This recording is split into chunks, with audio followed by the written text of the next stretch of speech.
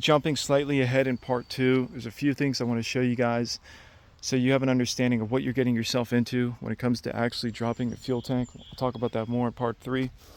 So right here, notice that green ring underneath. That'll make more sense in the future. These two connections, very important. When it comes to dropping your fuel tank, you don't want to drop it all the way to the ground. You want to drop it about 6 to 8 inches prior to the ground.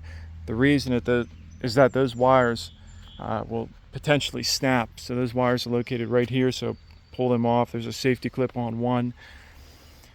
Again, a lot easier with the drive shaft off.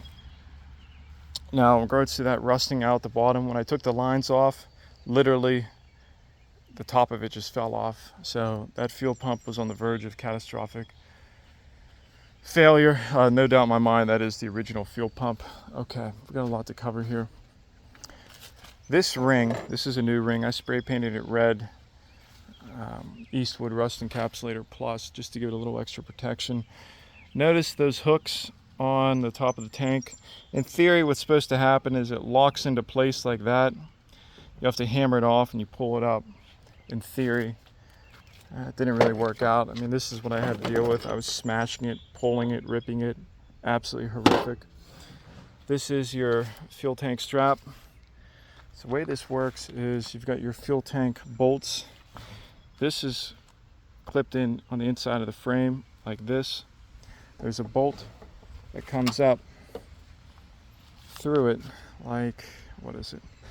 It's like this. There's a bolt in here, it's like this, whatever. It's like this, that's how it is. You take that bolt off, strap flows down, you lift this up, and then the fuel tank is completely loose, held onto the jack. Something I did when it comes to this piece right here is I dremelled the inside of it. I put a flathead inside of it, pulled it down, kind of weighted it against the tire, if that makes sense, and I dremelled across the top of it. Real pain in the butt. Sparks are flying. I don't like the idea of sparks flying when there's 8 gallons of gas, you know, right in your face, but that was the only option. Okay, this clip right here, this snapped on me, so this needs to be replaced.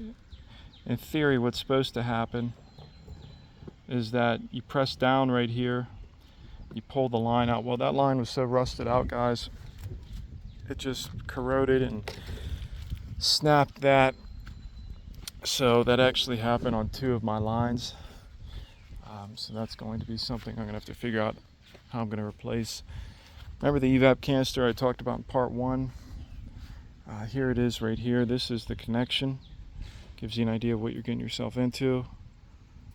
What is this? I think you squeeze outwards with this one. Yeah, anyway, that's the line that feeds over and this way. Now when it comes to this fuel tank, again, here's something else I want to show you guys. There's that quick disconnect line I talked about. Here's that little nub that I talked about in part 1. So when you line it up again, you'll notice that the rubber's cut right around there. Okay, what else do I have for you guys? When it comes to cleaning this, siphon out the gas with a tool. You don't want to reuse that gas. There's dirt and stuff in it. It's corroded, because what will happen is that stuff will get sucked up into your fuel injectors and cause more issues down the line. I ran a pressure washer inside. I tipped the fuel tank like this. Put a 3/8 ratchet in here. There's a safety valve right here. Most of the water drained out. For the remainder of the water down here, what I did was I put rags and I pulled all that water out and I pulled all the rust out. Because what's going to happen is all that rust from that and up here, it's going to fall into the tank. There's already going to be rust in the tank from pumping the gas over the years.